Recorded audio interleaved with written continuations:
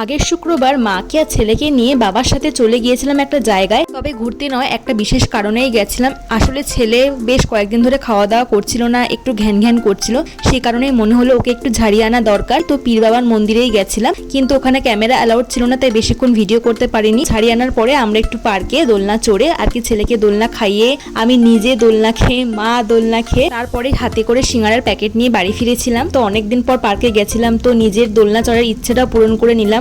অনেক পুরনো স্মৃতি মনে পড়ছিল আর কি, দিদা বাড়ি যেতাম, দোলনা চড়তাম ছোটবেলায়, এরকম খুবই ভালো লাগতো আর কি। ওই সময়টা আর ওই বয়সটা কখনোই ফিরে পাবো না, সেটাই মিস করছিলাম। তো চলে গেলাম সেখান থেকে লোকনাথ বাবার একটা ছোট্ট মন্দিরে, সেখানে মা প্রণামে দিল, প্রণাম টনাম করে আমরা সিঙ্গারা হাতে বাড়ি ফিরে এলাম। মানে একটু সিঙ্গারা নিয়ে এসেছিলাম, তো 6:30 মতো বাজে। সিঙ্গারা হাতে নিয়ে আসলে কি হবে, যেহেতু আমি একটু ওয়েট লস প্রসেসের মধ্যে আছি, তার জন্য একটু জাঙ্ক ফুড কমই খাচ্ছি, কিন্তু মা সন্ধ্যেবেলায় একটু ইপি করেছিল বলে খেয়েই নিয়েছিলাম লোভে পড়ে। যাই হোক, মনে হয় না ওয়েট লস হবে। রাতের খাবারটা দেখেছেন তো, ভালো লাগলে সাবস্ক্রাইব করবেন।